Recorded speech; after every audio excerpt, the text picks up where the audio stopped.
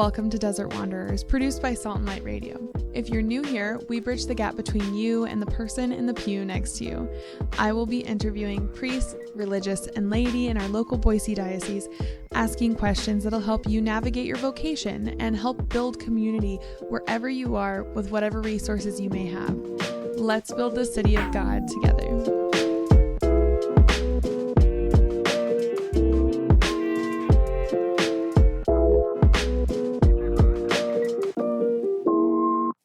All right, well, welcome, Caleb. I'm so excited to have you on. Yeah. How are you? The best.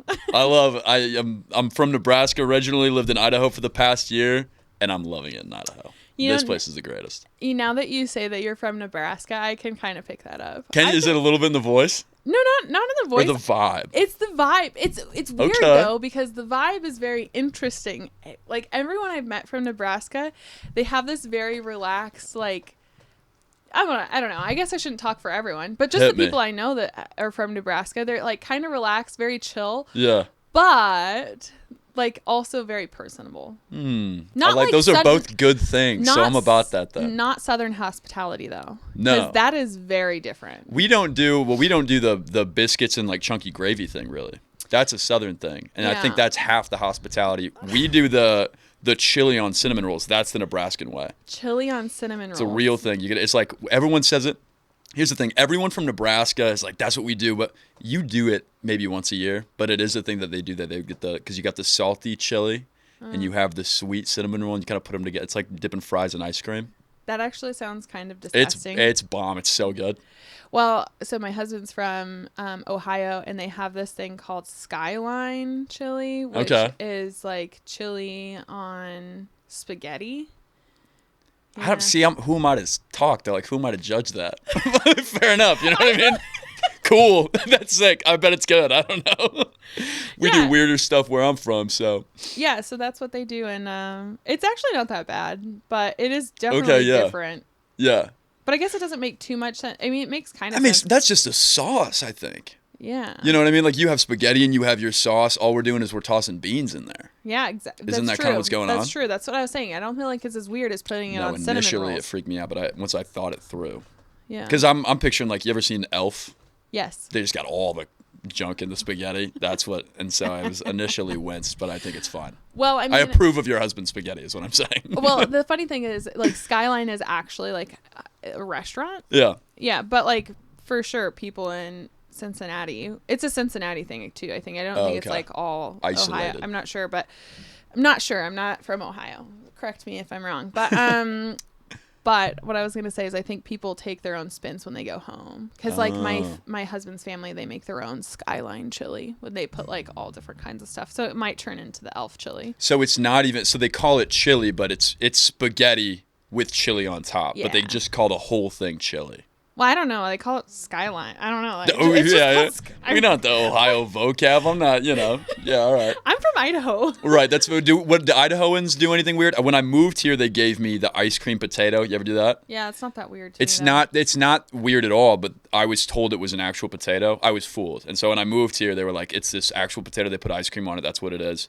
What it actually is it's a potato made of ice cream. Yeah. I didn't know that at the time. I thought it was a potato with ice cream in it. And so they pull one over on me. And so that was the weird Idaho thing, but it was normal once you ate it because it's just ice cream. You know what I think would be better about the Idaho potato ice cream thing is if they did like fried ice cream. I've never had fried ice cream. Is that good? Is it like crunchy like fried chicken? Yes. Okay, so I've only had it at a couple of restaurants. I had it at Fiesta Guadalajara. Whoa, you nailed the syllables there. That's crazy. Wow. I've only been going there since I was like 3. Okay, yeah. Guadalajara. There's one over where I grew up. But anyways, so what they do is they roll it in like, what are those called? The flake. Oh my gosh, frosted flakes. Like what? Like chopped up frosted flakes. Okay. And you take a big thing of ice cream and you get like the batter, like egg and then the frosted flakes, and then you throw it in the fryer. And crazy. And so the middle of the ice cream is still frozen, and then all the crispiness of like the frosted flakes is all crunchy, and then you eat it, and it usually has like cinnamon in it, and It's really good. That sounds bomb. I don't know what you would call the scientist that knows about these things. I'm not a biologist or whatever, but to me, you put ice cream in a fryer and it begins to melt. Yeah. But that doesn't go down. No, because the frosted flakes protect it. Yeah. Wow. I mean, it melts a little bit, but it doesn't like not necessarily like a huge you'd think the whole thing would just melt. It's not a soup. It also is probably like just dunked just long enough to fry too, but yeah. That sounds bomb. I had a fried Oreo one time. Those are good. That was it was softer than I thought it would be. Yeah. It was nice. It was like initial crunch, and then it's almost like you're eating an Oreo pillow. Okay, so going back to your question about Idaho Yeah, what's the weird stuff? Yeah, I don't know if this is weird, but this is, I feel like, a staple of, like, fair food. Like, okay, let's be real. Idaho is Idaho, all right? So That's the one true. thing I think you can say is, like, Idaho enough is, like, fair. So fair food is free game, right? Yeah. I think that would probably be, like, if we were going to come up with any type of fair food, like, any type of food, I think that would be considered Idaho food, besides, like, a potato, but everyone has potatoes. Classic. Ireland had potatoes. Potatoes in Idaho. See, we'll get back to like what's the weird food, but I just want to say really quick. Everyone talks about potatoes when I'm moving to Idaho. Oh, potatoes! You're gonna have so many potatoes. I'm not bumping into potatoes that often. You know what? I said the same thing to my dad. Yeah, it's like it's not coming up as much as I thought it would be. You don't really see it. He was like, but if you drive on the freeway, and you're going out to like eastern Idaho, most of those fields are potato fields. Oh, he's like, you just so I'm just not paying close enough attention. Yeah, he's like, you probably won't notice it unless you know what a potato like shoot looks like, because potatoes under the ground, right? That's their whole thing. Yeah. Their whole thing is undercover. Yeah. The potato vibe is secrecy. Yeah, so is it a bean plant? I don't know. Might be a potato. Who's Who to knows? say? Not a biologist. Or a plantologist. I don't know. One of those. Yeah. But so, weird fair food. Sorry, we're back. The fair food, it's not weird, again, but is a blooming onion. Have you had one of those before? Oh, that's, what's that Australian restaurant? Do you know what I'm talking about? Yeah. They go like, on the Barbie or whatever in all their ads. Oh, gosh. They probably mentioned kangaroos Outback. now and again. Nailed it. They have that. That's where I've seen that. Blooming onion from Outback. Never been, but. So there's the fair in Boise. Like if you go to the Boise Fair, they'll have that, and then there's like I can't remember. Like there's like some kind of like spin-off of a corn dog that they had. But those are always good. I feel like fair food is probably the closest original thing that you can get to Idaho food. I don't think there's anything that's like, oh, this is like Idaho's dish. Like this is the besides a potato, but as we said, like you're not bumping into potatoes. I'm like you're not strolling down the street tripping over a legume. Plus, like when you think of potatoes, what I think is actually like the Irish famine. Yeah, like the potato famine. Is that an Idaho thing? That's an Ireland thing, I think. No, that's an Ireland thing. That's what I was saying. I think it's like I don't know my history. So when I think of potatoes, I think of like the Irish like potato famine. I don't think. Well, I mean, I do think of Idaho a little bit, like if we're talking about, but like for real, like if we're talking about like the grand scheme of potato history here. Right. If we're mapping this sucker out, if we're big section of the map is Ireland, people are dying. Exactly. I was like, it's a sad history. Your fame came from that. Your fame did not come from like being from McDonald's. Yeah. That's a new thing. Back in the day, Irish people were dying, and that's what we need to think about. Yeah. I think that's really, and that's kind of Idaho's story, I think, in a beautiful way. I don't know. I think that's good, though. I'm with you. Yeah. I don't know, but anyway, Nebraska's, we do the chili. We do the chili sweet thing. Yeah, that's our thing. I may have to try that. Is that like a Christmas thing? Wow, that's such a good question. I've actually never asked, because truthfully, I've like had it one time, and it was just like to try it, because everyone always says it. We're like, let's just try it one day. But we do have cinnamon rolls at Christmas. Okay. But I did unrelated to the chili. It's like you pick them up at Walmart for $7, and we don't even cook them ourselves. We microwave them. That's kind of sad. Is that how you really make your cinnamon rolls? Not only that, it's how I make my hot dogs. I don't even cook my hot dogs I've been gotten a lot of heat for this, but I think let's put it online.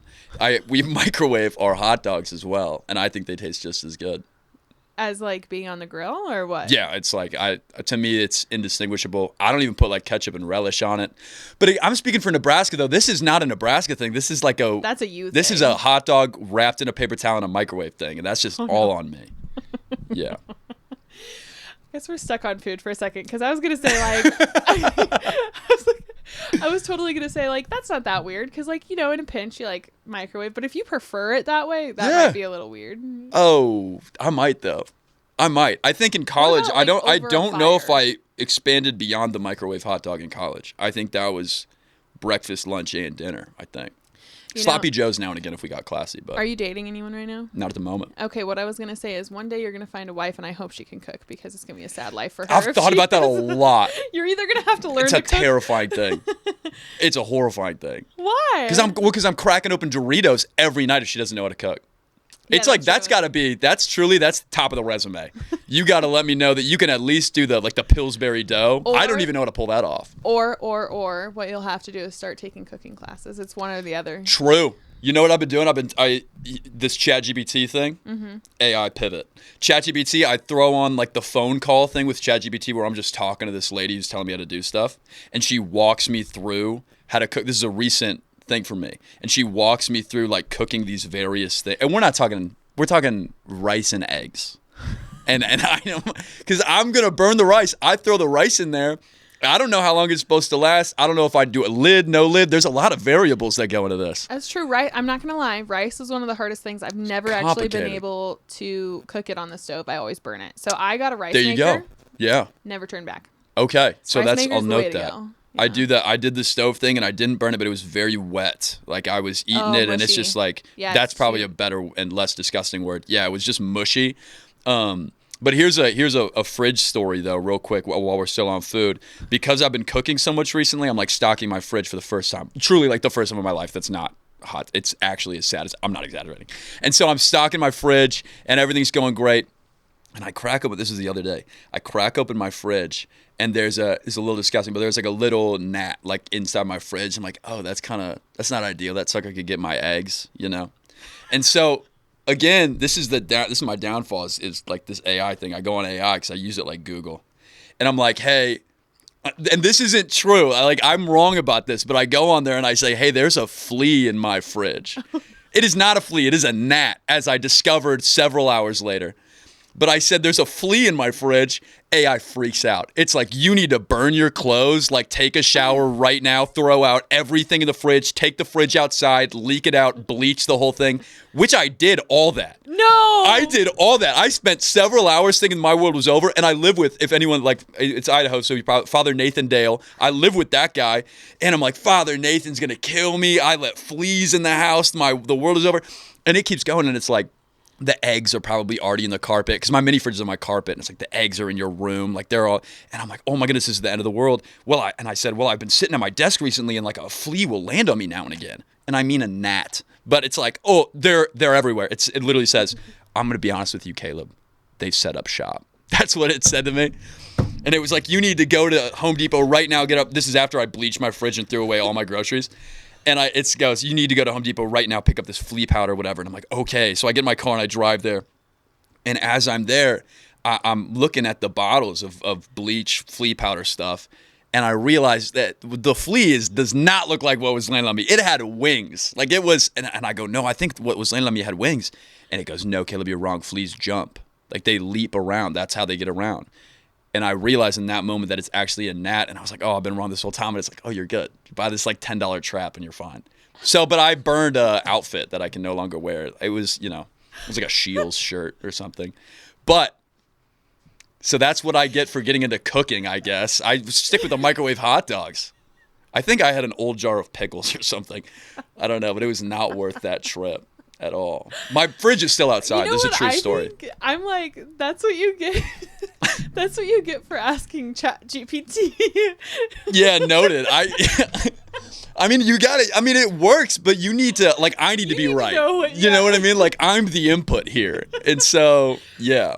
That's really. It didn't. It should have slowed me down and been listen, you're an idiot. You need to I need to clarify every word. Yeah, just clarify. Send me a picture of a flea or something.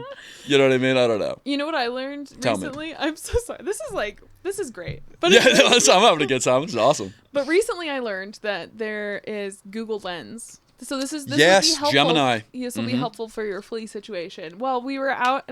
How it came is I actually am quite cheap, and I didn't want to pay for the plant identify Oh, I'm with you. I'm already caught up. Yeah. It identifies plants app. Yep. Same page. So I didn't want to pay for it. Yep. And we were at the park, and my kids didn't eat any of the berries at the park, but thank God they didn't, because they had just gone huckleberry picking the week before, and I thought it was going to be a big issue. Wasn't. Yep. But the little boy that they were hanging out with did, and the mom starts freaking out. She's like, "Are these poisonous?" And I'm like, "It's a Boise park. Like, no one's gonna plant a plant that's poisonous." A poisonberry plant in the children's playground would be not ideal. Mildly poisonous, causes nausea, vomiting, and diarrhea. And this kid's scarfing him down. No, he's not scarfing him down. Oh, he's like popped a few. Yeah. Okay, yeah, all right. But we were like, but then I found out, instead of paying for the app, I ended up like ChatGPTing like, what's a good app that's free that I could do? And they said Google Lens. And so it advertised its competitor. That's crazy. Yeah. I think it's just, yeah. But anyway, so I like took a picture, and sure enough, that's how I found out it was mildly, And Dang. The mom was like, he won't die.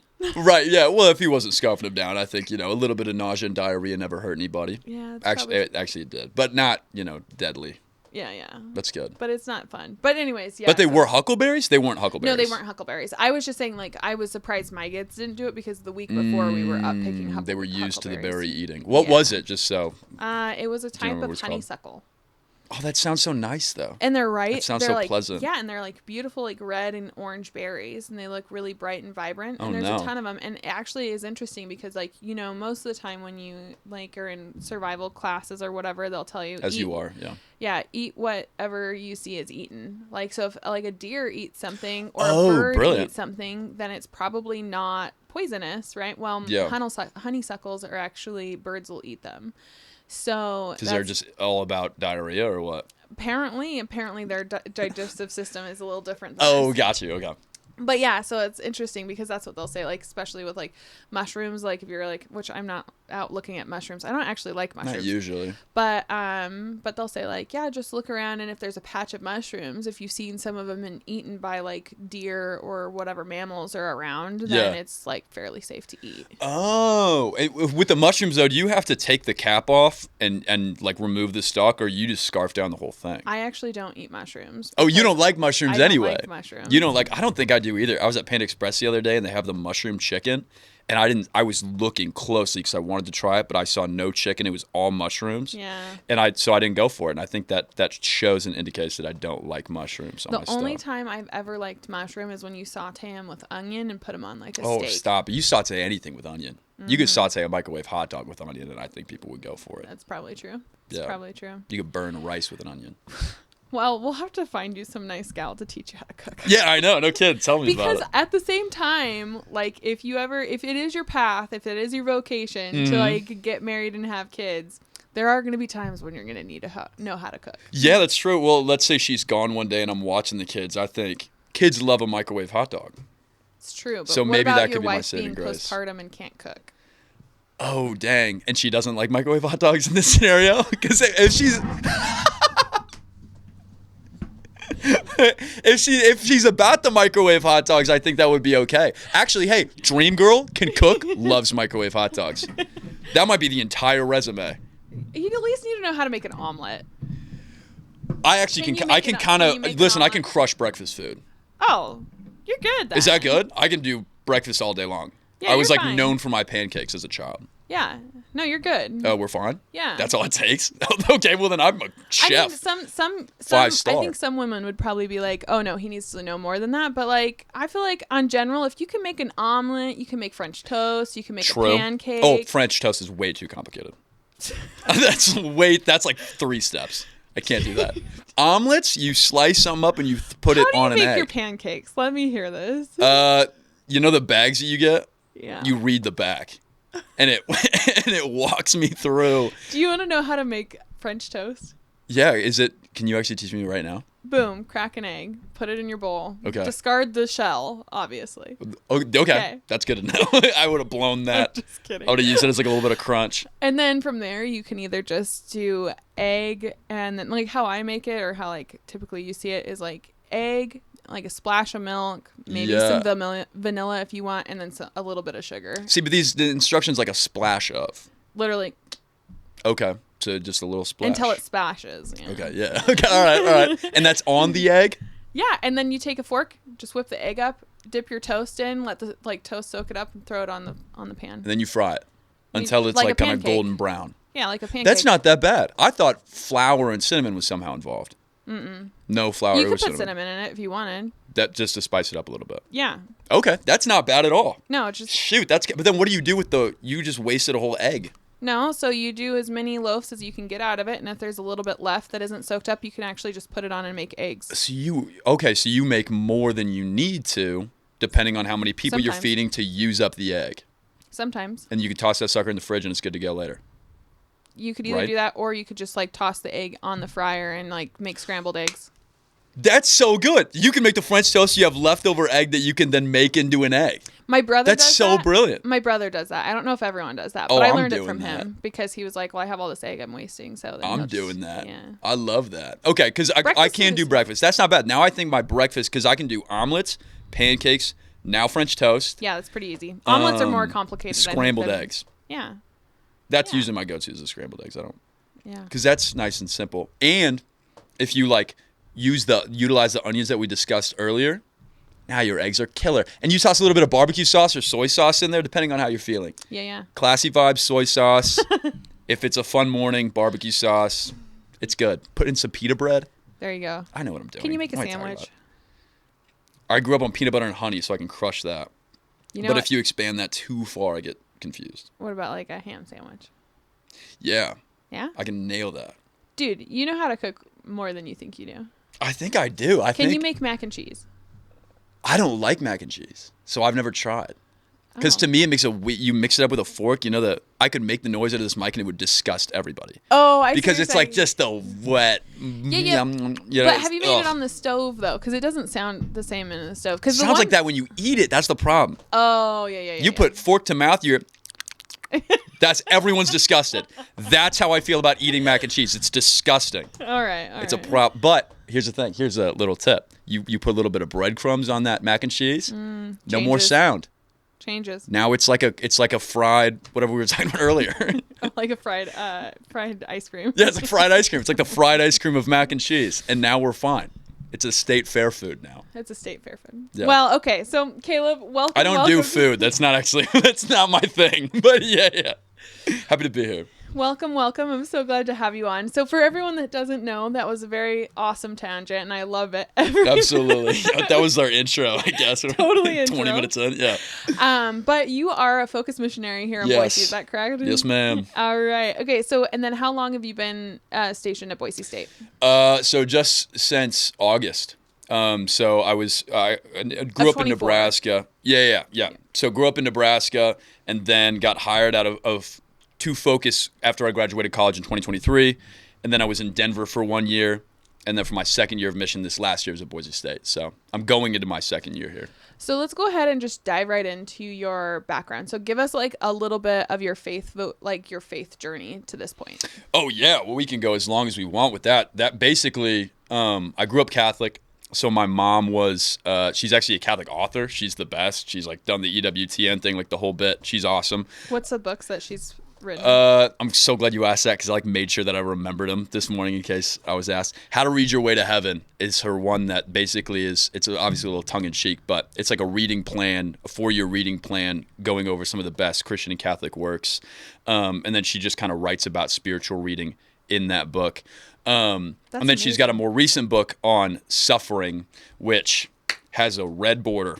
And that's going to have to be helpful enough. But if you look up Vicky Burbach, Vickiburbach, suffering, it's coming up. It's like the act of suffering or the beauty of suffering or something like that, but it's really good. But anyway, so she crushes that. She's also a stay-at-home mom with 6 kids that she homeschooled. Wow. I was one of them. Where are you in the lineup? Number 2. Okay. Number 2. So I got out quick. But so she's a homeschool stay-at-home Catholic EWTN book writing mom. So it's a very Catholic family. Dad's a farmer, grew up on a farm, and so he's just, like he'll die before he leaves his faith. You know what I mean? Like he's just got it in his blood. And so growing up in that home, obviously, you're going to Sunday Mass. You're obviously going to daily Mass when mom can pick it up because we're homeschooled. We have no schedule. And so growing up, that was just the way it was. But I don't think it just never. I never chose it. You know what I mean? Like I never actually said, oh, and I believe this because X. It was just something that I grew up with. And I don't think I would ever in that moment say, well, I only believe this because I grew up with it. It was just what you did. And they didn't do anything wrong to put me in that situation. That's where everyone's at before they embrace it and choose it as their own. And so when I was going into college late in high school, I had a conversation with my parents where basically I said, okay, Mom and Dad, if I could prove to you hypothetically that Jesus Christ never existed, hypothetically, if I could prove to you this guy never walked the earth, would you still be Catholic? And they said yes. They said, because it's just so beautiful. And I said that then that's the dumbest thing that I've ever heard. Like, then Catholicism is a sham, it's a joke, it's a wash. It's not even about truth. And so, they walked that back later. I mean, like after the conversation years later, they were like, okay, that doesn't really make any sense. But they did answer that way. And so in that moment, I kind of decided, well, I'm going to start from square zero and not believe anything and move forward. And so I went to college with that mentality in Lincoln. And I started getting really into atheism, just Sam Harris, Richard Dawkins, Christopher Hitchens. I love, 'cause he's super sarcastic, and they're all British except for Sam Harris. My husband loves Christopher Hitchens. And he's the best. I still love him. Yeah, he actually, so he listens to another guy that just tears him apart, and they're both just super sassy to each other. And I think he really likes that they're so sarcastic. Yeah, I think he likes that about them. I love it. It drives me nuts. Oh, I love it. Really? You're not a Hitchens fan? No. Oh, he's the best. He's so sarcastic. And his points are like not even that good usually. You know what I mean? Like there are some guys out there. I was just watching last night. This guy, Alex O'Connor. He's a big guy on YouTube. He's an atheist, and he always debates the top dogs. I mean, he's debated Bishop Barron, and he's talked to Dawkins and all these guys. But he's really good because I think he's actually searching for the truth. He just hasn't found it yet. But anyway, I got into all these atheists, and I thought they were it because they were sarcastic, and they always had a comeback, and they were British. And you could do whatever you want if you're an atheist. I mean, realistically, nothing matters. You have a morality system, but it's kind of what you or what society deems as good. And I'm struggling with addictions this whole time, like as I'm entering college. And so I'm like, oh, man, I mean, that would be the move if you could be an atheist, if that was true. I hoped that was true because I was a moron. But anyway, I kind of just embraced that for a while. And then at that same time, my freshman year, the fall, as soon as I started college, I rushed a fraternity, Pi Kappa Alpha. I love Pike. They're the best. I loved my fraternity experience. But there's two different ways to do the frat life. This kind of, you become the awesome leader on campus that is, well-rounded and everything. Or you just get while the getting's good and, parties and alcohol and drugs and all that. And I definitely skewed towards the second route. Unfortunately, my freshman year, it just seemed like such a good time, and nothing matters, and grades were good and everything, and so life is awesome. Let's just go party it up. And so I just really dove into that my freshman year, and then going into my sophomore year, this is when faith kind of swings back into the picture, because as this atheist, borderline alcoholic freshman dude, I got elected the chaplain of my fraternity. So it's not a Catholic fraternity. It's not even a Christian. It's barely a Christian fraternity. But basically they have this chaplain position just from the history. It's more like a historical position within the fraternity. And all you do is say an Our Father at the beginning of a chapter meeting. And if they remember. Like, that's the whole thing. And usually they don't remember. And so they just knew that my mom was a Catholic author. And they said, you want this chaplain role? Because I wanted to be, rise through the ranks. My fraternity was everything to me. And I said, yeah, let's do it. That sounds awesome. And so I start this chaplain role. And like I said, it's a pretty simple job. But I wanted to be good as the chaplain because I loved my fraternity. And so I wanted to be able to be the president, vice president one day of Pike, on campus. It'd be awesome. And so I give the Newman Center a call for the first time. I've not been going to the Newman Center on campus, not been going to church or anything. Actually lie to my parents and tell them, I'm going to church. And because I felt guilty, I would drive to the church parking lot, sit in the parking lot for 5 minutes, and drive home so I could say, yeah, I went to the Newman Center. You know what I mean? So I was a pretty honest guy. You know what I mean? I was a virtuous chap. I don't know. Anyway, so I was up to no good. But I called the Newman Center and I said, hey, so I just became I thought it was big stuff. I was like, I just became the chaplain of the biggest fraternity on campus. And so I know you want to reach out to the fraternity guys. And so if you have 200 Bibles that you can give me, I will pass them out. And they said, no, we don't have 200 free Bibles to give you. You maniac. That's an insane idea. And they said, but what we can do is we can send you this guy, Ben Garrison, and you can meet with him, and he'll kind of just introduce you to how maybe you can get involved with your fraternity on campus to do your job. He was a focus missionary. He was a focus missionary. He's Ben Garrison, current firefighter. I still know the guy. Actually, I talked to him just this last summer. He's the best. But he sat down with me at Bison Witches, which is a great sandwich shop downtown Lincoln, and he bought me a sandwich, and he did the classic focus missionary thing. There is a classic focus missionary thing where he's like, well, how's your prayer life been? How's your, all this stuff? And I blew right past that. I was like, oh, it's fine, whatever. Let's get to the meat of this. And I said, how do I get my guys involved? How can I check my chaplain box? And he says, well, there's this thing coming up in a couple weeks called Seek, which is a big focus conference. Obviously, it's like an annual thing. But at this time, it's during COVID, and so it's not online, the big. Right? Yeah, it's literally all online. It's like on Zoom. It's just going to be at some guy's house. Like it's going to be super casual. And so I was like, all right, it's $60 per. I can get some of my guys to go do that. Promise them food or something, and we'll go do that. And then my chaplain role will be done. So I go to Seek with some of my guys. I get about 10 guys to go. And from my fraternity, and it's hosted at this guy's house who's hosting these different frats. So he's got, Beta's there, SIGAP, just all I see a few of my buddies there, obviously my friends from Pike. And the talks are fine, but like I said, I had decided none of this is real, and so I didn't really care about any of it. But then at the end, on the last day, they do a Bible study. And it's the first Bible study I've ever been in my life. I'd never been in a Bible study. And it's just for some context, it's at this guy's house who had just had a newborn son. His name is Alec Molly. He supports me now. He's the best. Alec Molly. His son's name is Paul. A newborn son and his wife, beautiful wife named Claire. They both used to be focus missionaries. And so they're hosting us. And literally the night before, I'm drunk at a party. And so I'm basically hungover attending Seek. And so I'm sitting in this family home where Alec's holding his newborn son. His wife is bringing him French toast or whatever, cinnamon, no cinnamon. Bringing him French toast and stuff to eat, and they got rosaries on the walls, and it's just this beautiful, clean Catholic home. And I just, in my mind, contrasted that with what I was up to earlier, and I'm looking at this now, and I just kind of something clicked in my head where it's just, I can't do this part forever. This has an end. The party part, it's got to go. Because if you're the 40-year-old guy at a frat party, that's a sad life. You don't want to be that guy. And so this just seems so much more appealing. And with that thought, we launch into this Bible study. And it's on the Crux, if you're familiar with the Crux at all. It's like a classic focused Bible study. It's like the MVP of focused Bible studies. Everyone likes the Crux. And essentially it walks you through the gospel. And the reversion moment's coming up in a second. And so they launch off and they said, okay, frat guys, open to the Genesis 1. So we open to Genesis 1, and he has us read this certain verse, and it's, God made man in his image and likeness.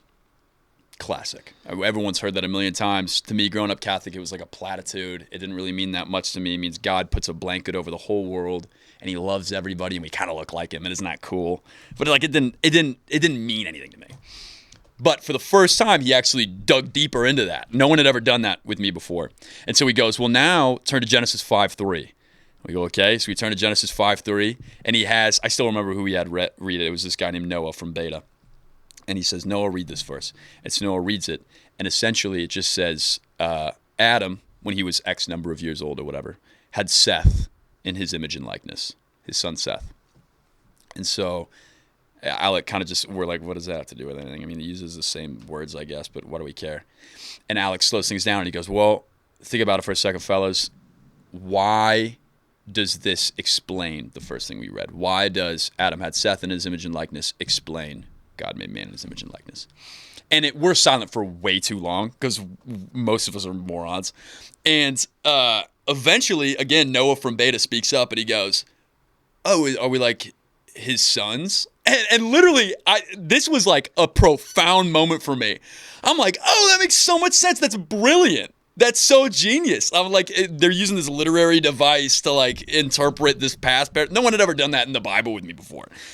And all of a sudden, I'm looking at Alec holding his newborn son, Paul, with his wife, Claire. And I've always wanted a daughter. Like, I don't know why. That's just always, I've felt called to have a daughter one day. And so I'm thinking about how much I love my daughter. And Alec is holding this newborn son, Paul. And clearly he let that kid to death. And I'm thinking, man, if there was any way that I would die, I would want to die for my daughter. I don't even have a daughter. I don't even know what that would be like. But if I had a daughter, I would want to die for her.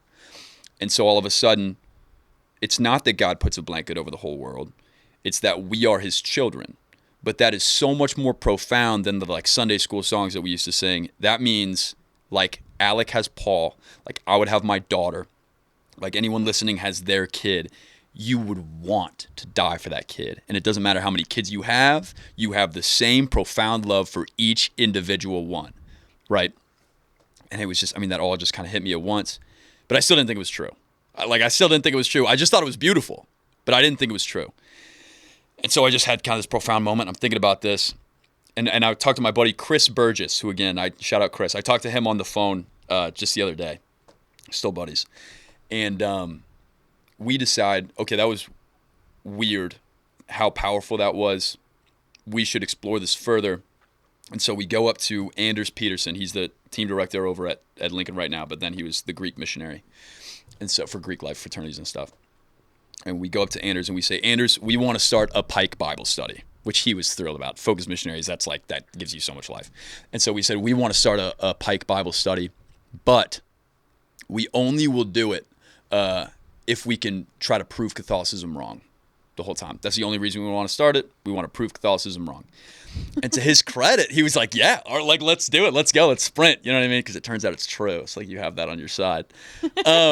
He's over there like, sure.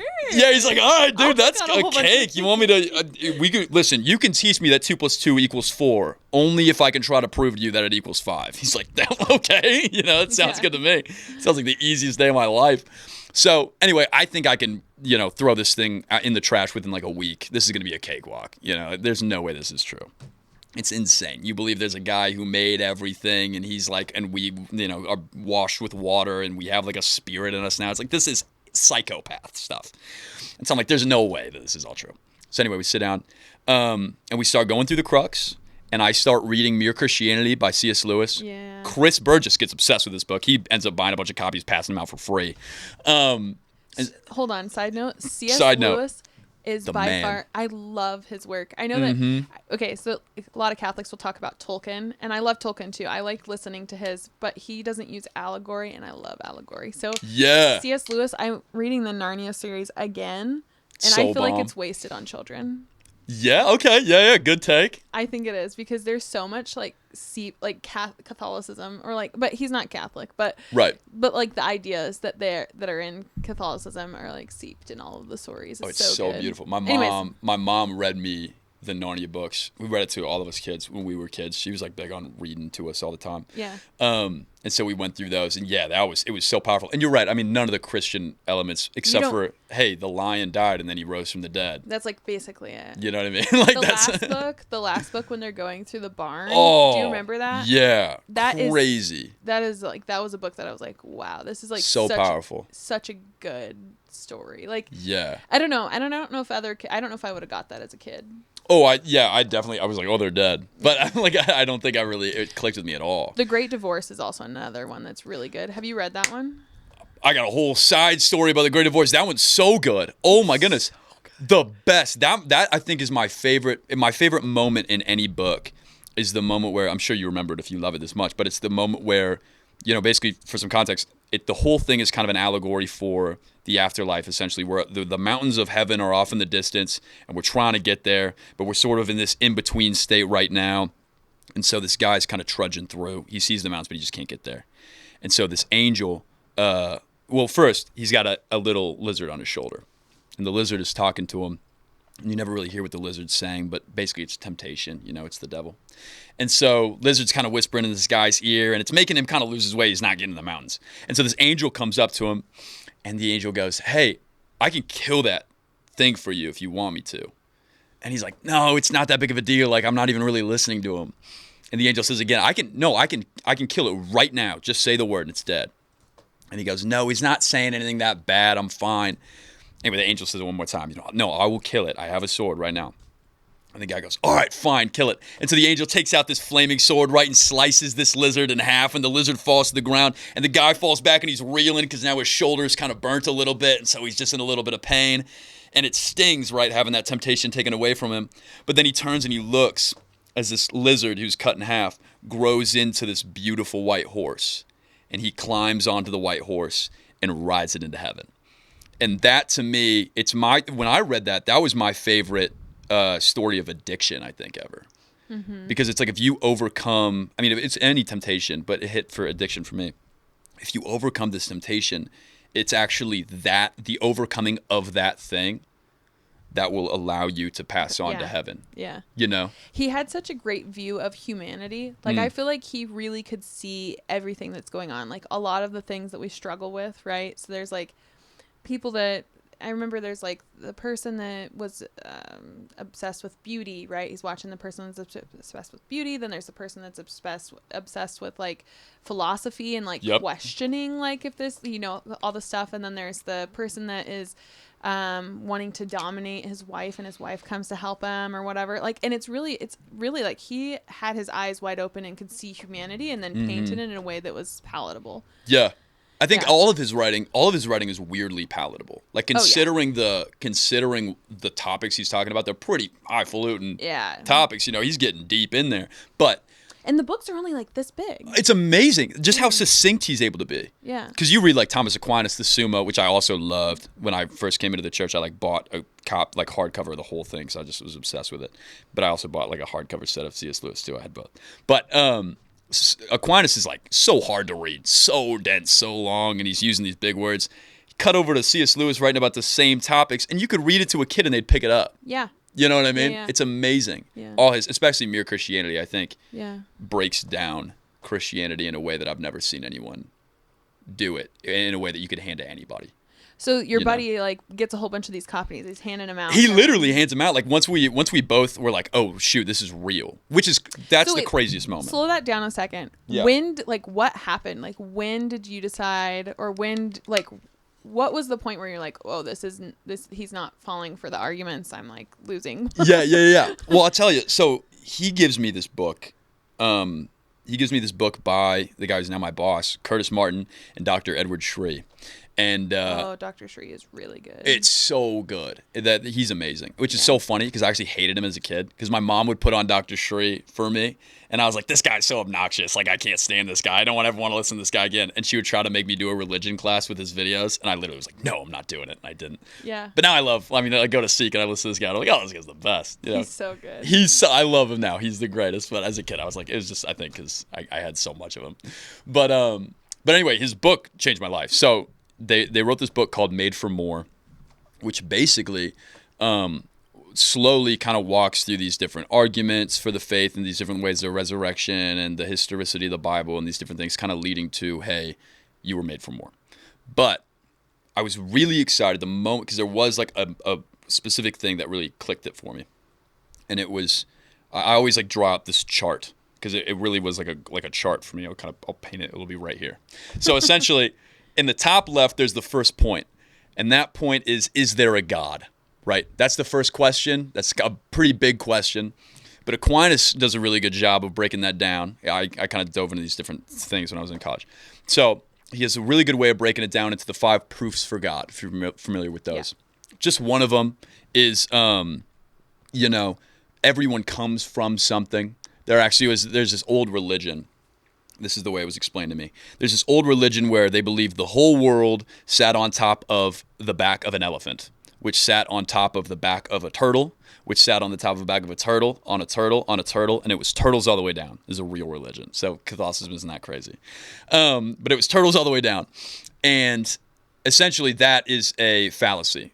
That's called the fallacy of infinite regress. Every philosopher is on board is on board with the fact that that's crazy. Like, you can't do that. Doesn't Thomas, well, I guess not, it can't be Thomas Aquinas, but I remember someone uses the train, like train cars. Oh, yeah, there's got to be a caboose, kind of. Yeah. That sort of thing. Yeah, that's another great way of describing it. Or like there has to be an engine, right? Or whatever, like pulling it, right? Exactly. Like, there's got to be something at the beginning and something at the end. Like, you can't just have infinite train cars going all the way. Yeah.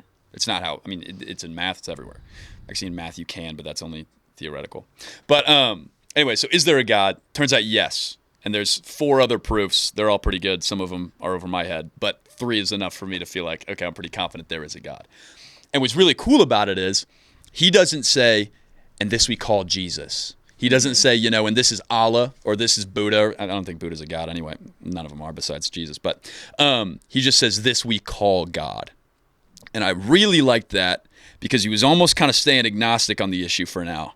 He's just like, there is a supreme being. He's outside of everything. He's outside of time and space. He's got to be. Otherwise, he couldn't have made time and space. Right. And the title we're going to give this thing for now, G-O-D, God. And I'm like, I really like that. Because for a guy like me who doesn't buy this yet, that's my guy. Yeah. So top left point, is there a God? Yes.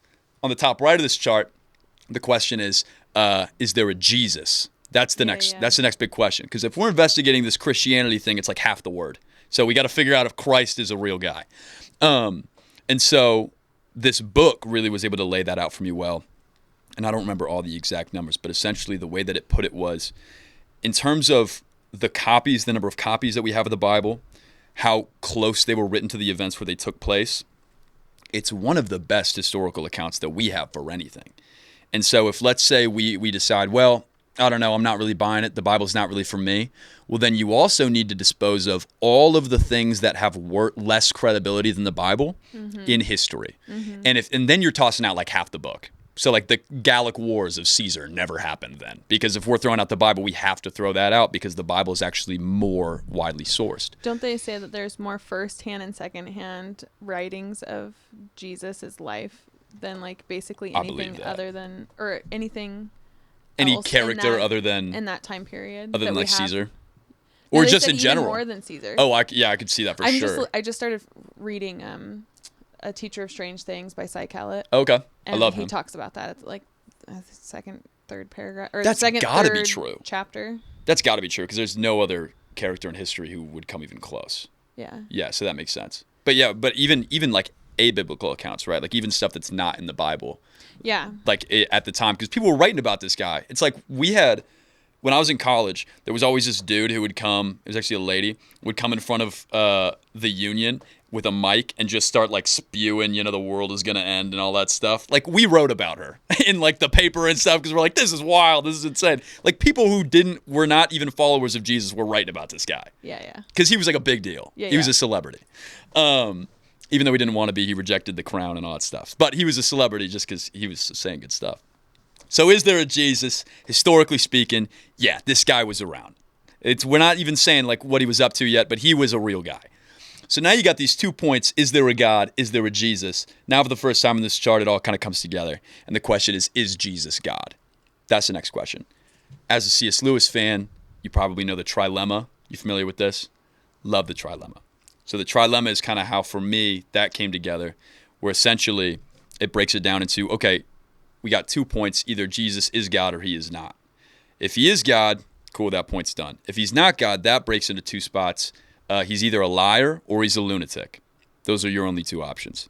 Because realistic, I mean, if you claim to be something, because he claimed to be God. There's like a million different examples of that. He says, I and the Father are one. He says, before Abraham was, I am. And not only is he saying he existed before this historical guy, but I am is Yahweh, which like the Jews couldn't even say. They couldn't even say that because it's like God's name. So that's crazy. You're just dropping that bomb. And so it's like before Abraham was, I am. And then he forgave sins, but only God can forgive sins, calm the waters. Only God can calm the waters. All these, he's dropping it left and right. Everybody's like, okay, this guy's crazy. I mean, they tried to stone him for it. They crucified him for it. Everybody's on the same page. So the people who say he didn't claim to be God, okay, yes, well, they like pinned him to a tree for the whole thing. So he did for sure. But anyway, so he claims to be God. He's claiming to be God. And if you claim to be something, you either are, you aren't. And if you aren't that thing, and you either know you're not that thing, or you're lying, or you don't know because you're insane. Yeah. Does that make sense? Yeah. So it's like you either know it and you're lying, or you don't know it and you're crazy. So those are the options. Well, he's not a liar because he died for it. And he had the opportunity to get out of that like a million times. Caesar's like, do you really buy all this? And he's like, you say that, you get a little sassy. He's like, you say that I am. You know what I mean? Like, so he had a bunch of opportunities to just walk it back, and he didn't. And like I said earlier, he had the opportunity to be king, and he didn't. Like, he walked away from the fame and everything that you would tell a lie for, and then when it comes to the point of death, he was like, let's do this thing. You know what I mean? And so he's not a liar. Is he a lunatic? Well, first, this one was a little harder for me, but the first one to show he's not a lunatic is like, you read the Sermon on the Mount, right? Like, you read that where he says, love your neighbors and pray for those who persecute you. That's revolutionary. That's like a new thing that we're not doing. Yeah. We're a war people. You know what I mean? Like, we think the Messiah is going to come back and wipe the slate clean with blood and swords. So love your enemy and pray for those who persecute you is a novel idea, and that's not the words of a crazy person. Beatitudes, not the words of a crazy person. But then there's also another source of evidence for him not being a lunatic is just all the miracles that were performed. I mean, they were witnessed to by tens, sometimes hundreds, sometimes thousands of people. Again, biblically and abiblically sourced. So, like, people were writing about these miracles that weren't even in the Bible. You know what I mean? And it was written down, obviously, multiple gospels by multiple different authors, some of whom who were present, some of whom weren't, and they're all kind of saying the same thing. And so, also, the apostles actually saw these miracles because they went on to die for it. And if they made up the miracle thing, they're not going to go die for it. It's back to the liar thing, right? With Jesus. And so they're clearly not liars. So Jesus is not a lunatic. He actually performed these things. And he's not a liar because he died for it and rejected being king. So there is one other option in this framework, which is Lord. He's either a liar, he's a lunatic, or he's Lord. He actually is what he claims to be, Yeah. And Ben Shapiro actually says, I'm going with another one. I'm going with he's a legend. Like, this guy isn't even really what they wrote about.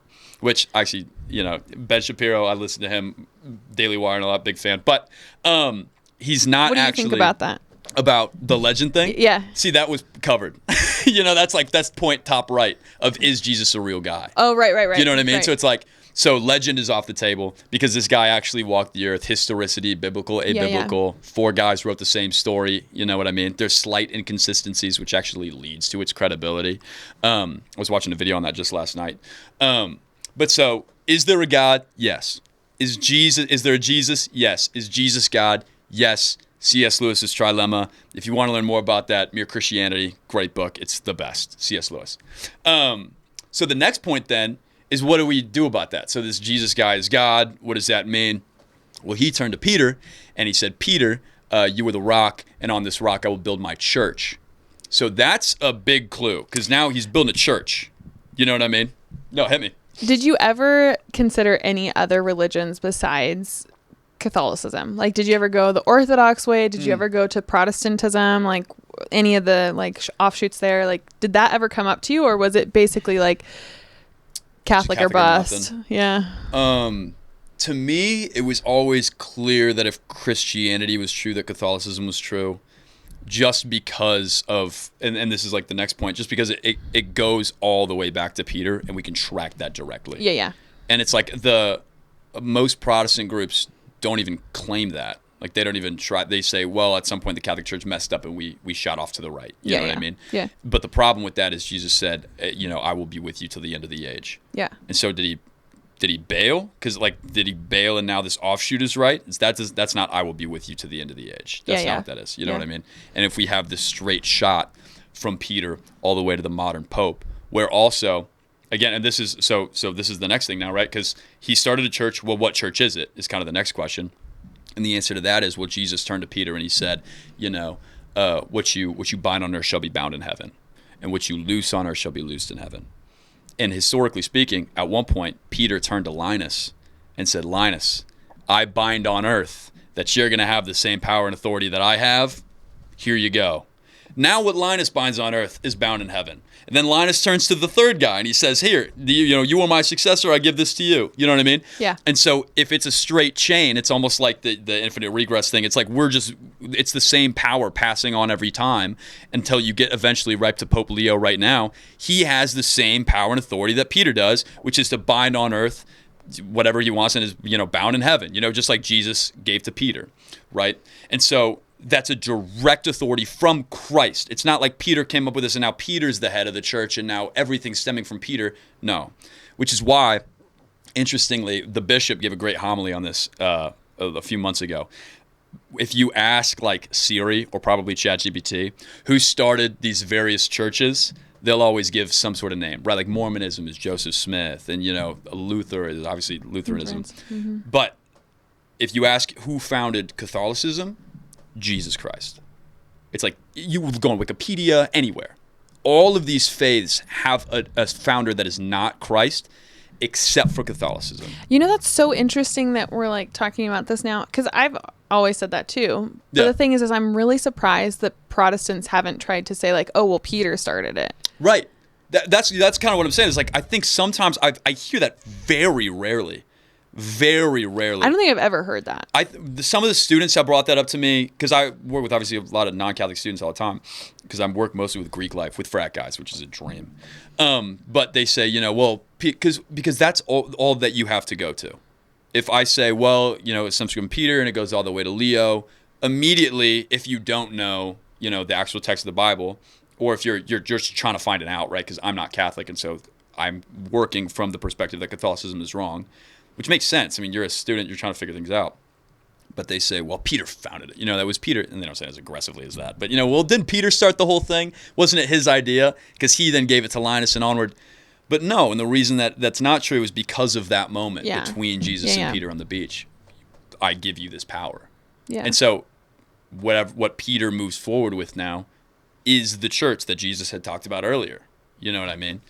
And so that's the end of the chart, because once you get the Catholicism is true, everything stems from that. The entire catechism, Mary, the Eucharist, the Rosary, the saints, you get everything, the virtues, the gifts of the Holy Spirit, everything now stems from this belief that Catholicism is true.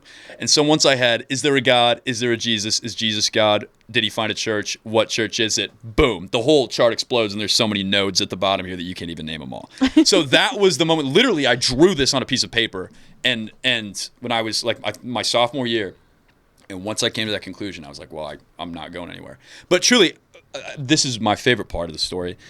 I talked to a priest at about this time. He was teaching a philosophy class with the Newman Center that I was going to, because I was like warming up to all this. And his name was Father Rowland, great guy. And I said, Father, I stayed after class. I would do this multiple times because I was just asking all these questions. And I said, Father, if I could prove to you hypothetically that Jesus Christ never existed, would you still be Catholic? And he said, no. And that was my favorite. That was to me better proof than anything I'd seen that this guy was like, no, I'm out.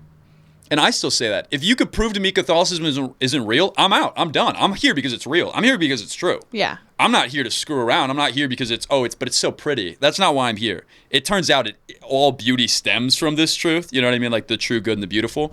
But if it's not true, the whole thing is for nothing. I'm out if this is false. Right. But it's true. And I've been shown that through kind of this and through a lot of experiences that I've had in my life, more on an emotional, side of things. But I don't ever take that as proof. But it's proof for me, right? It's evidence for me. But I would never bring that up in a conversation about evidence. But so it's all real, which is crazy. That's a crazy moment to discover that Catholicism is true. That's so many things. And so I say now, the moment that I wake up in the morning and it doesn't like blow my mind that all this is actually a reality, the Trinity, the Catechism, the Pope, all this beauty, this amazing, like the sacraments that we get to participate in, that's the saddest day ever, the day that I realize, that I decide that that's not exciting anymore. Well, what I was going to say, go back to your parents, right? Because your parents said, initially they said, yeah, I would still do that. Part of that, I mean, do I think that's right? No. Mm-hmm. But what I can see from their perspective is like, if you live if something gives you so much peace, like I can see why you would want to do it, even if you didn't, like, even if it wasn't true, because it would give you peace. But I agree, and like you said, they walked it back later. Right. Right. But I think that, if it's not, then my mom's gonna love this reference. It's Edmund in the Silver Chair. Do you remember this? So there's a thing where basically, at one point he's like, none of it's real, not Edmund, but someone saying that to him. Yeah. And he's like, I would rather believe that all of this is real than live, even if it's not, than live in this horrible reality that none of this is, that Aslan's not king or whatever, and all that stuff. Yeah. Which I totally see that perspective, of course. You know what I mean? But my favorite my favorite part of, the atheists when they were, on their sort of escapade to find the truth, Hitchens and all them, is like they would die before they live a lie. You know what I mean? Like, even if it's a sad reality, which for Hitchens, bummer of a reality. He wasn't like a profoundly happy individual. Neither is Dawkins. I'm sure they have joyful moments, but Hitchens especially was like known for not being the most joyful dude. Why? Because he refused to live what he believed was the lie that is the most joyful truth, actually, that's ever been introduced to humanity. And so he's kind of bummed out. You know what I mean? So it's both sides. I was going to say, it's so hard, though, like, because I feel like you have to, in his position, I mean, it's easy for us to say, right? We're not strong manning him right now. I'm not going to try. Right. But he'd take me out, yeah. Yeah. But what I would say is, like, it is kind of sad because you would have to at some point in his life, he had to reject it all. It's not like he's not been debating people. He's not being inauthentic. It's not that he's not being inauthentic, but it's like he had to actively be like, yeah, either A, he's just like letting things come into his head and like letting it leave like one ear out the other. But I don't think that's true, because what he's doing is he's listening to arguments and then he's coming up with his like different arguments. Like, at some point, like, it almost feels like with some of the atheists that, how God says he hardened their, like, Pharaoh's heart. Yeah. Oh, that's good. It's almost to the point where it's sad, where it's like he's chosen that over truth. Right. Do you know what I mean? Because it's not like he can't. I mean, and maybe he probably would hear me say this. He'd be like, "No, I am following the truth, right? Right. Like, he believes it, but like, I don't know if he ever had the ears to hear, but like to actually accept it or like to think about it in depth. Yeah. Because again, I think a lot of this happens, and you probably deal with this a lot as a focused missionary. Is like someone has to be in the right spot.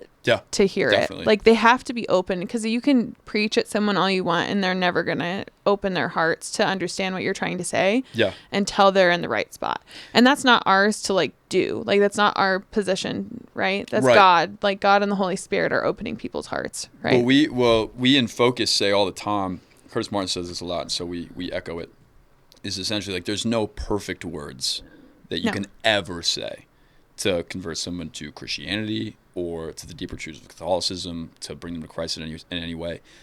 But what we try to do is to set them in front of Jesus. Just bring them to him, and that can look as literal as Eucharistic adoration, right? Or Mass, etc. Or there's this one guy, Austin Barup. I love this guy, Austin. I love you, dude. You're the man. I think he's still in Japan right now. He's on a vacation, but or studying out there. But him and I started talking, and he wanted to know how to pray. He hadn't, prayed with any depth really before. And he was this fraternity guy. I know him. He's in Catholic. He's the best. He's in my Bible study. It's a great story as to how he ended up there. But what I told him is, I said, dude, here's what you do. He's over 21. I said, you take your favorite beer, get your favorite beer. And I said, you pop that thing. And I said, from the top of the can to the bottom of the can, you sit in a room with no phone, with no distractions, and you just contemplate God as you're drinking this beer. And I was like, you do that. The can is your hourglass. And I said, you call it a beer with Jesus, and that's what you do. And so we did that a few times, and he loved it. He would text me when he's doing it. He's like, dude, have another beer with Jesus. He's like, the best. And it's good, because I think it was Pascal who said the problem with humanity is like man cannot sit in his room for 15 minutes in silence. Yeah. And that's what that is. You got a banquet in your hand, but you're in silence with your own thoughts, contemplating God. And that's prayer. I mean, that is prayer. You're encountering the divine. And so he did that for a few times, and then he started to come to Holy Hour with me, and he's been to Holy Hour with me recently. He came to Mass with me one time. He's the best. I love this guy. But that's exactly what it is you got to meet them where they're at. It's sometimes it looks a little unconventional, but bringing them to Jesus, that's way more powerful than me, cracking open Mere Christianity and like reading him a passage. It's dude, go sit in a room with God for a few minutes and let him do the work. That's all that we do, which is nice because the pressure's off. Just like go set him in front of the Eucharist. You know what I mean? Pressure's off. Fasadi did that. I live in the Fasadi house. His whole thing was he would be hanging out at parties and he would shoot pool with guys. And he would say, if I beat you in pool, you come sit with me in Holy Hour. You know what I mean? And that's it. He didn't sell them. He just brought them with him, So it's just great. It's a great job. Okay, so I want to ask this, and then you can choose not to answer it if you don't want to. Fair, yeah. But I remember, so I kind of had a very lot shorter period of time, but similar experience when I went to Belmont Abbey. Mm-hmm. And I was, it was like a theology on tap, and all I was doing was looking for another free beer. Yeah. And I ended up meeting my spiritual advisor. But I remember going to confession for the first time after that period was like so freeing. It was also like probably the hardest time I had, but actually my focus missionary that was doing our sports Bible group, our like track girls, she was the one that she was like, hey, like something's off with you, and she's like, let's go to confession, let's go to mass. Love that. And then she took me, and then that was like basically the turning point of my life for sure. So if you feel inclined to answer that, you can, but do you have any thoughts? Because I feel like oftentimes we're so afraid to go to confession, but it's like so freeing. Yeah. Oh, like, it's the best. Literal weight is like off your shoulders. You know what's crazy? Even during my whole atheist stint, I continued going to confession. Really? I kept going because like I said, I mean, I had these addictions and things that I was dealing with, which I work with guys who have similar things now, which is just my favorite to be. I love those guys. But I had all these, and it just felt like I'm gross. I'm not who I want to be. And so to be able to go sit behind a screen and tell a guy that, it was so freeing. And I would be able to walk out and go home. And I still was convincing myself, I still don't know. I'm still like thinking through this. Did I the whole time actually believe and I was being a schmuck? Or not? I don't actually know the answer to that. But I do know that I continued to go to confession because it was just, even if it was just for the cathartic nature of it, even if it was just to offload, I think it was my way of explicitly praying. Like, even though I didn't go into prayer, but here it's like it's a physical sensation almost. I'm telling you, which is why confession is so important to Catholics, but it's important to everybody. I mean, everyone, even if they don't believe it, they just don't know how important it is to be able to go before Christ and tell him, where you've messed up and that you want to be better. We did this program called Practice the Way, I think it is, and it's actually not a Catholic program, but we did it as a 8-week Bible study kind of thing with some of our friends, and they talk about confession in there, so it's totally even wrapping, it's coming full circle in Protestant circles. Yeah. They're obviously like, well, you don't have to go to a priest, right? But they're like, talk to your pastor, talk to someone like that's a spiritual advisor, but you always want to talk to someone that's higher in the, like further along in the spiritual journey than yourself. That was their advice. That's good. So they're even talking about like, and they even say like in the Bible, it tells us to confess our sins to one another and all this stuff, right? So I always find that's even interesting that it's really it's circling back in the Protestant view as well. That's really cool. I didn't know that. That's awesome. I think because it's always really scary for new Catholics or to people who are considering Catholicism. It's scary for me. It fascinates me how, it's horrifying. Especially the first time. Especially when you got something really big you got to drop. You know what I mean? You know what, though? I am so jealous of adult converts that get baptized. Like, I remember I had a friend that was like, yeah, I'd never been baptized. And then I like got baptized in the Catholic Church as a 27-year-old. And I was like, jealous. The best. Yeah. All of that terrible stuff that you do in your adolescence, like, gone. You didn't even have to confess it. So you don't have to confess it because it's your baptism, so it's all gone. Yeah, I'm like, oh, jealous. So good. But at the same time, it's really important, I think, for people to go to confession, and part of it, I think, is like the overcoming, because obviously it's not like us. It's really like the devil just being like, I don't want you to reconnect with Jesus, right? And so, or God. But anyways. But at the same time, it's like once we like get over all that fear, then it really is like transformative. Yeah. Right? The fears are all lies. I mean, which is like a classic thing that you say, but it really, I mean, what is a lie? It's literally speaking directly in the face of the truth that is far more beautiful than we are willing to admit, which is like specifically, what is confession? You're taking all of your rot. You're taking all of this stuff that you've built up and rejecting beauty itself, and you are pouring it into the pit of mercy itself. Mm-hmm. That's such a good deal. That's the best deal. And we're scared because we don't trust that truth, right? Some part of us is like, but it can't be perfect mercy. Yeah. Because if we actually believed it was perfect mercy, it'd be fine. I'm bringing this to you, and I feel guilt, but I'm bringing it to you bravely with fortitude because I'm actually dumping this into the pit of mercy. But that's the lies. I mean, that's just Satan speaking directly to you. Yeah. That's the guy on the shoulder. And it's like, no, I fine, kill it. And then you get burned a little bit. Like, it stings to go into confession and be like, and I've done this horrible thing. You're burned a little bit on the shoulder, just like the guy. But that's the way that you're going to get the white horse. It's not coming to you if you don't, take the hit a little bit. You know what I mean? And for anyone, I remember this was also helpful. There was a priest that was like, don't think that I remember anything, because I hear so many confessions. I mean, granted, if you're going to a church and there's only 2 of you confessing, maybe. But if you go to a normal church with 20 people that go to confession at a time or whatever, they're not going to remember. Right. Exactly. That's true. And also, I mean, even to tack onto that, especially a college church. Yeah. Where the line's out the door and around the block. It looks like a Pizza Hut. Yeah. And the sins are probably way similar. But anyways, all I'm saying is I feel like, again, that Satan wants you to feel alone, and he wants to feel like you're the worst and that your sins are bigger than they are. Right. Exactly. So, and I also think, it speaks to heaven so much, where even if this guy, let's say, and priests generally are not this way, but let's say this guy really is just thinking about your sins all the time. He's a person, you know what I mean? So let's say it really gets rotten and he's, just all in his head, because not every priest is an absolute angel, and that's a fact, but we're all working towards sanctity like anybody else. Yeah. But let's say he is.